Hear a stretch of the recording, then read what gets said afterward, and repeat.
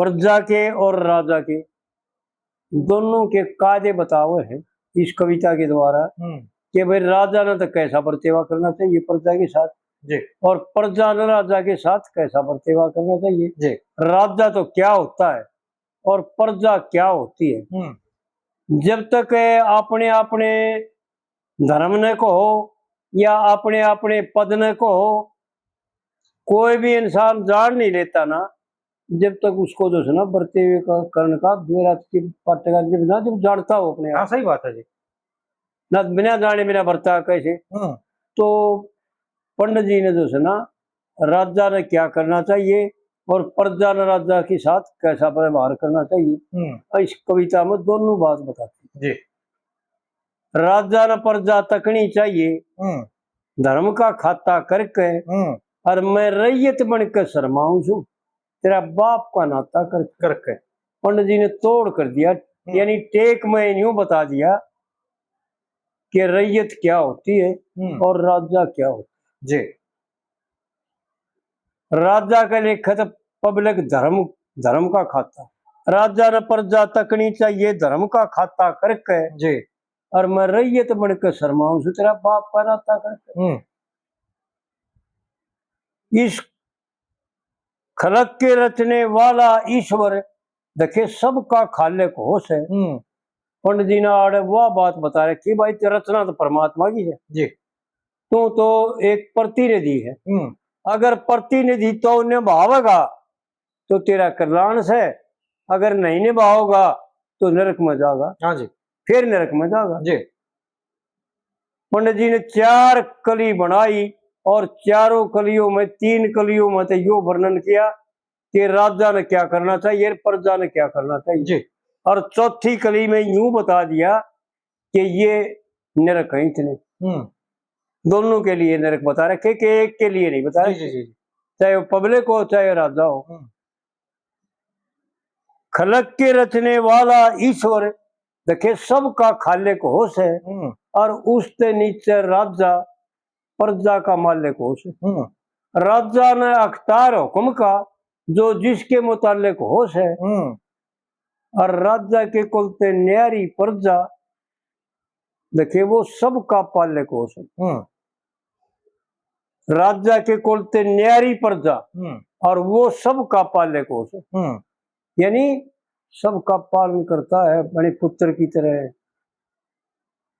जब यह बात समझ लेता है ना तो उसकी बात समझ में आ जाए कि मैं कौन सी जगह खड़ा हूं जी और नरक में जाऊंगा अक स्वर्ग में जाऊंगा अक मोक्ष में जाऊंगा वो अपने आप देख जाएगा किस कहने की जरूरत। जी जी। इस वो सबका पालक होश है जैसे कमल की जड़ पानी में और फड़ते ऊपर पाता करके मैं रैयत बनकर शर्माऊं से तेरा बाप का नाता है जी। और उदाहरण देख कमल के फूल का कमल के पत्ते का जी जी जी जी।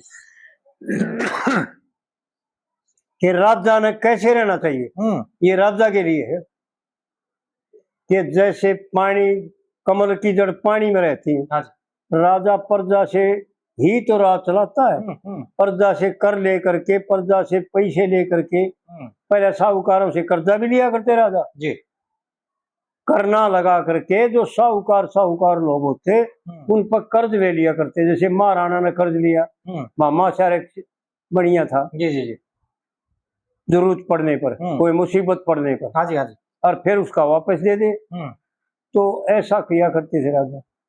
आड़े पंडित जी ने गजब का उदाहरण देकर यूं समझा रखा है कि जैसे कमल की जड़ पानी में और फड़ते ऊपर पाता करके मैं रैयत बनकर शर्माऊं से तेरा बाप का नाता कर जी भाई गजब की बात बता रखी ऐसी बातें बताना और इस तरह से समझाना शास्त्रों ने भी इस तरह से नहीं समझा। शास्त्रों पर जो 4 पे जो बची ना वो एक लाइन में कर दी। हाँ बिल्कुल इतनी सरल कर दी। हाँ जी और उसको समझ ले फिर जी यानी कमल की जड़ पानी में फड़ से ऊपर पाता करके और मैं रैयत बनकर शर्माऊं से तेरा बाप का नाता करके।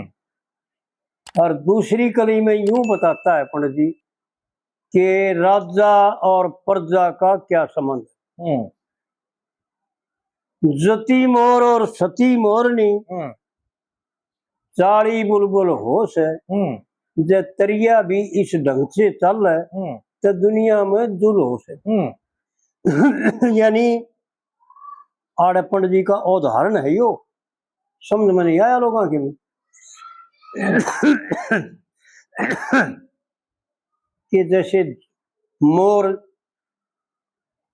भोग नहीं करता बताते हैं। फिर काश होगी भाई। और मोरनी जो है ना वो भी भोग नहीं करती जी। दोनों जति और सती होते हैं और आंसू टपकती हैं उनको ग्रहण करती है मोरनी और उसी से संतान होती बताऊं जी। लेकिन बुलबुल जो होती है ना वो कई तरह से जो ना उनके साथ मिलती है, उसमें तालाब में क्रोल करते आना। तो आड़पन जी उदाहरण दे करके यूं बताते हैं कि राजा अगर मोर से न्यारा है, मोर की तरह सतीना है, और प्रजा मोरनी की तरह सतीना है, तो दोनों के दोनों जो है ना जुल्म कर रहे हैं। जब तरिया भी इस ढंग से चल है तो दुनिया में जुल होश है, और सबसे बड़ी तपस्या करके देखिए राजा का कुल होश है। हाँ जी। और राजा का लेख सारी प्रजा बेटा बेटी के तुल होश है। हाँ जी।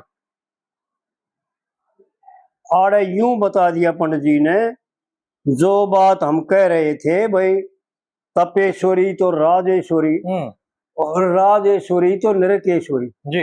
आड़े पंडित जी वह बात, ये बात तो है शास्त्रों की, शास्त्रों में ऐसा लिखा है और पंडित जी ने खोल करके बता दिया कि भाई सबसे बड़ी तपस्या करके बहुत भार तप करने से जो है ना प्रजा का राज्य लगता है।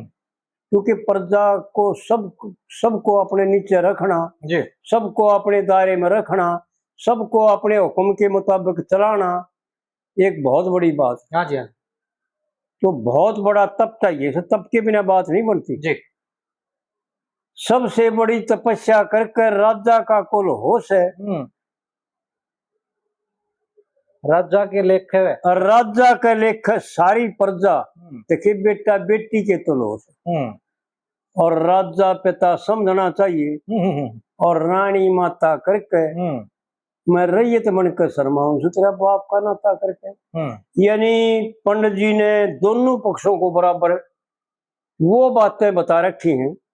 अगर इन बातों को धारण करके और पब्लिक अगर राजा के साथ व्यवहार करती है ऐसा जी, जैसा पंडित जी बता रहे, यानी माँ बाप समझते हैं राजा रानी को, तो पब्लिक का कल्याण हो जाएगा और मोक्ष को प्राप्त होंगे, यानी कभी दुख ही नहीं पाओगे, किसी बात का घाटा नहीं होगा।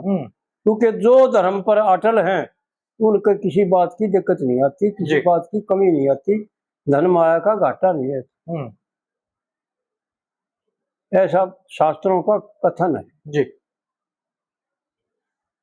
और फिर तीसरी कड़ी में यूं बताते हैं कि भाई राजा को क्या समझना चाहिए और पब्लिक राजा ने क्या समझनी चाहिए।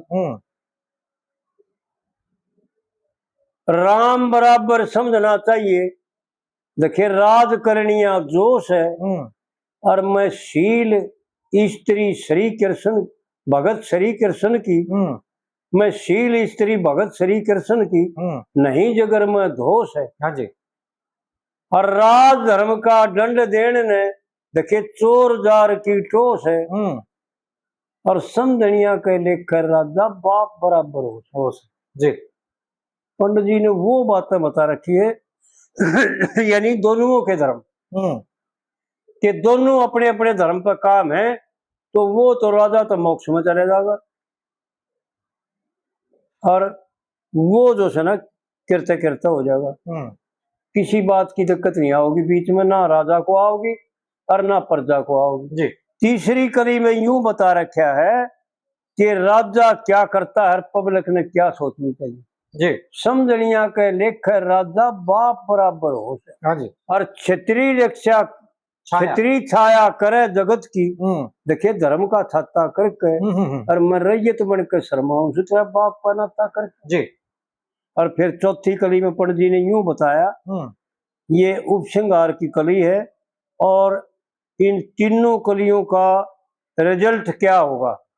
उपसंहार में रिजल्ट होता है कि अगर अपने धर्म का पालन नहीं करता तो दोनों के लिए क्या होगा, इस कली में वर्णन करते हैं जी।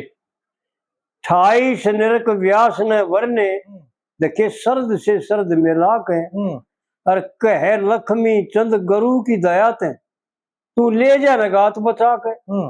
भाई बहुत गजब की बातें बता रहे, यानी यूं बताता भाई सदगुरु की दयात है, इनसे बचो। ये 28 नरक तो मुख्य है। हाँ जी। और तो ना उतनाना है, पर 28 तो मुख्य है जो शास्त्रों में भागवत पुराण में वेद व्यास जी ने गिना रखे जी। 28 नरक व्यास ने बरने, तके सर्द से सर्द मिला के और कह लक्ष्मी चंद गुरु की दयात है, तू ले जा गात बचा के। गैर पुरुष और गैर स्त्री अरे यो उदाहरण है दोनों के लिए, सबके लिए। कोई भी व्यभिचार हो, किसी प्रकार का व्यभिचार हो, लूट पाट बेईमाना छल कपट झूठ बोलना, किसी प्रकार का भी विचार हो जी, लेकिन प्रत्यक्ष को प्रमाण जो है ना प्रत्यक्ष का दिया जाता है जी। ये प्रमाण दे रखा है कि क्या दशा होती है। गैर पुरुष और गैर स्त्री, भाई देखो इस कुमाक है और वह तस्वीर मिलेगी आगे जब पढ़ोगे नरक में जाकर जी। और यम के दूत भरा देंगे कौड़ी, देखिए लो आता ता करके, यानी जिस प्रकार से हम जिसके साथ बर्तेवा करते हैं उसी प्रकार का एक लोहे का प्रतिबिंब बनाते हैं और उसको इतना गर्म हो जाता है वो कि लाल बना, वो लाल होता है वो अपने आप उसके कर्मों के द्वारा, कोई आग के द्वारा तपाते नहीं, वो कर्मों के द्वारा ही इतना तेज हो जाता है वो, उसके खोटे कर्मों से आग की तरह जलना शुरू हो जाता है। और वो यम के दूत जो है ना धर्मराज के जो सेवक हैं वो जंगतान है उसकी कौड़ी भरवा देते हैं और वो जड़ता है ना जब चिल्ली मारता है, आड़े देख रहे हो जब चिल्ली नहीं मारा। हाँ जी, हाँ जी। अरे मैंने बता लो रहे, मैंने बता लो रहे, मैंने डॉक्टर के लिए चलो रहे, बस डॉक्टर के लिए चलो, शरीर का तो डॉक्टर तो औषधि देगा ना, लेकिन तेरे कर्मों का जम तेरा तो भाई तू ही कर सके। हाँ बिल्कुल ठीक है जी। उस वक्त भी अगर परमात्मा को की शरण में चला जा और परमात्मा से प्रार्थना करे तो तेरे दुखों की निवृत्ति उस वक्त भी हो सकती। ना तो यम के दूत भरा देंगे कौड़ी, देखिए लो आता ता करके और मैं रैयत बनकर शर्माऊं तेरा बाप का नाता करके जी। पंडित जी ने रैयतों के लिए यानी पब्लिक के लिए भी और राजा के लिए भी, पंडित जी ने गाउन में कविता बनाउन में और कविताओं के द्वारा समझाउन में इतना सरल करके, इतना खुलासा करके, खुला कति खुली किताब करके आगे धर दिया और फिर भी जो सुना हम नहीं समझा तो भाई मारे से बड़ा पापी और मारे से बड़ा मूर्ख जी और कौन हो सकता है। हाँ बिल्कुल ठीक है। जब कति यानी 10 पेजों को एक लाइन में ले रखा हो, इतना खुलासा कर रखा हो और फिर भी समझ में ना आओ जी, फिर भी इसको कविता समझा और न्यू कहे कई कहे भाई पंडित जी ने गा तो अच्छा रखा है, न्यू तो कहे भाई गा तो अच्छा रखा है पर जितना आप तारीफ करो हो उतना तो नहीं। हाँ मगर भाई नहीं होगा आपकी बात सही है, हमने बेरा को हम पागल हम। हाँ सही बात है। तो इस प्रकार से जो है ना जी, जो ज्ञान को जानता है ना, जिसने ज्ञान को जान लिया ना, जिसने ज्ञान को जान लिया उसने परमात्मा के स्वरूप को जान लिया और जिसने परमात्मा के स्वरूप को जान लिया उसने अपने स्वरूप को जान लिया। हाँ जी। और जिसने अपने स्वरूप को जान लिया उसने सारे विश्व को जान लिया। हाँ। चिट्ठी से लेकर के राठी पर्यंत जान लिया वृक्षों से लेकर के एक एक तनके लग जान लिया, कुछ भी उससे छानी नहीं है। वो सब कुछ जानता है, और कौन से धर्म और किस से कल्याण और किस भाव से जो है तड़पना और किस भाव से शांति मिलती है, ये उसको मालूम हो जाता है। परमात्मा उसके हृदय में उपजाते हैं जी। ऐसा बताते हैं कि विद्वान लोग कि नई नई बात हृदय में निकल करके आती हैं, और वो बातें आती हैं जो शास्त्रों का निचोड़ है, अपने आप आ जाती है जब परमात्मा में मन लगता है और संसार से मन हटा लेता है जी। जब उसको जो है ना वो उस मार्ग का प्रकाश होता है। जी। बहुत गजब की बातें।